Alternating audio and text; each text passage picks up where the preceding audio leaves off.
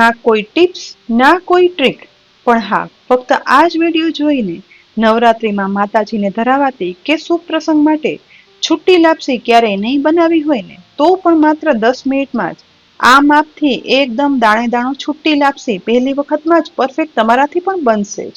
તો આજે છુટ્ટી લાપસી બનાવવા માટે અહીં મેં ઘઉંનો કરકરો લોટ, જે આપણે ભાખરી કે લાડવા બનાવવામાં વાપરીએ ને, તે લીધો છે. સુપર માર્કેટમાં રેડીમેડ ફાડા નહીં પણ ઘઉંના કંસારનું પેકેટ મળે છે, તે પણ વાપરી શકાય. અને સૌથી પહેલા આ રીતે 1 કપ ઘઉંનો લોટ છે ને, તે પોળા બાઉલમાં ઉમેરી દઈશ. મારે આજે વધારે છુટ્ટી લાપસી બનાવી છે ને, એટલે બીજો 1 કપ પણ ઉમેરીશ. એટલે કે અહીં મેં 2 કપ ઘઉંનો કરકરો લોટ લીધો છે. હવે 2 કપ લોટ સામે 3 ટેબલ સ્પૂન તેલ ઉમેરી દઈશ. અને એ પછી હાથ વડે આ રીતે લોટમાં તેલ મિક્સ કરીશ, જેથી દાણે દાણા સુધી તેલ છે ને, તે એકદમ સરસ ચડી જાય. અને જેટલું સરસ તેલ ચડશે ને, એટલી જ આ લાપસી છે ને, એ બન્યા પછી દાણે દાણો છૂટી બને છે. હવે આ મિશ્રણને થોડી વાર સાઈડમાં રાખી દઈશ અને ગેસ પર ગરમ થતી સોસપેનમાં પોણો કપ પાણી ઉમેરી દઈશ. ગરમ થતા પાણીની અંદર 1 કપ ગોળ ઉમેરવાનો. અહીં ગળાશ જે પ્રમાણે વધારે કે ઓછી રાખવી હોય ને, તે પ્રમાણે ગોળનું માપ ઓછું કે વધારે કરી શકાય. ગોળ છે ને, તે દેશી કે કોલ્હાપુરી કોઈ પણ લઈ શકાય. મેં અહીં ભીલીનો દેશી ગોળ વાપર્યો છે, જેથી લાપસીનો કલર છે ને, તે ડાર્ક ના થતા સફેદ ઉજળી બને. અહીં ગેસ પર ગરમ થતા પાણીની અંદર ગોળ મિક્સ કરતા જઈ અને ઓગાળવાનું. જેમ જેમ ગોળ ઓગળવા લાગશે ને, તેમ એક લિક્વિડી મિશ્રણ તૈયાર થશે. બસ બનેલા આ મિશ્રણને વધારે ના ઉકાળતા હવે તેને ગરમ જ આ ગોળવાળું પાણી છે ને, તે ગેસ પરથી ઉતારી લઈ તેલ આપેલા ઘઉંના લોટના મિશ્રણની અંદર ઉમેરી દેવાનું છે. જેમ જેમ પાણી ઉમેરતા જઈશું ને, તેમ તેમ ઘઉંનો કરકરો લોટ છે ને, એ જેટલું પાણી શોષવું હશે ને, એટલું શોષી લેશે. ધીમે ધીમે મિક્સ કરતા અહીં જુઓ, ઢીલી ખીચડી જેવું આ મિશ્રણ તૈયાર કરવાનું. એટલે કે લચકા જેવી ખીચડી હોય ને, તેવું આ મિશ્રણ તૈયાર થશે ને, તો લાપસી છે ને, તે બન્યા પછી દાણે દાણો છૂટો રહે છે. બસ બધું મિક્સ થઈ ગયા પછી આ છુટ્ટી લાપસીના મિશ્રણને હવે આપણે કુકરના ખાનામાં ઉમેરી દેવાનું છે. આટલું કામ કરતા માત્ર 3 થી 4 મિનિટ જેટલો સમય થયો છે, અને કુકરમાં લાપસી બનતા તો 10 જ મિનિટ થશે. લાપસીના આ મિશ્રણના ખાનામાં હવે એકદમ ઉપરથી સરફેસ સ્પ્રેડ થઈ જાય ને, તેવી લાપસીના મિશ્રણને સેટ કરી દેવાનું. એ પછી આ ખાનાને ગેસની મીડિયમ ફ્લેમ પર ગરમ થતા કુકરમાં નીચે પાણી અને સ્ટેન્ડ રાખી તેના ઉપર આ ખાનું ગોઠવી દેવાનું છે.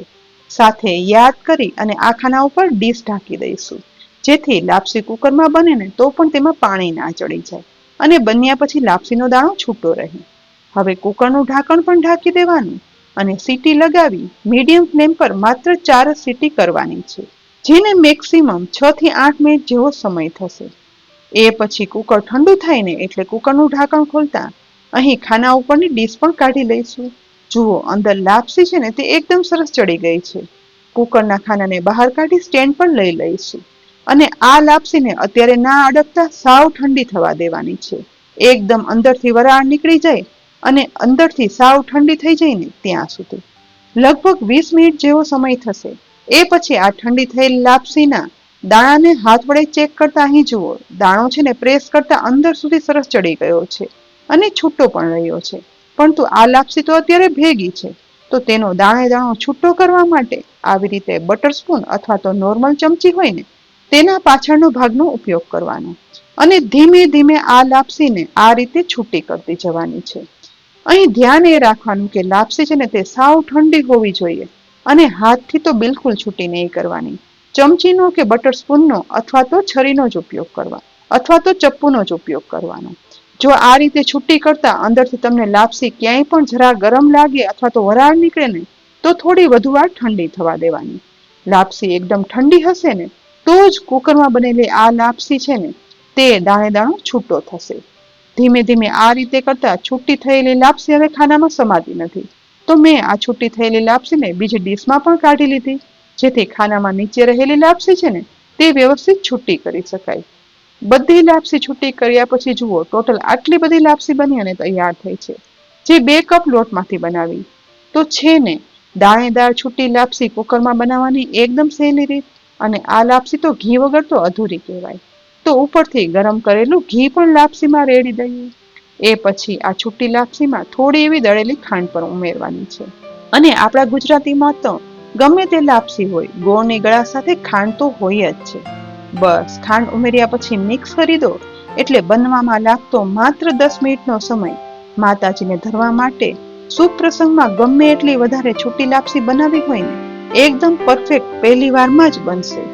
આ રીત જરૂરથી ટ્રાય કરજો અને પછી કોમેન્ટ બોક્સમાં લખીને કહેજો કે આ રેસીપી તમને ઉપયોગી છે કે નહીં. રેસીપી ખરેખર ઉપયોગી લાગી હોય ને તો આ વિડીયોને લાઈક કરી મેક્સિમમ શેર કરજો. સાથે જ અમારી યુટ્યુબ ચેનલ સબસ્ક્રાઇબ કરી અમારા ફેસબુક પેજને પણ લાઈક કરી અને ફોલો કરી લેજો.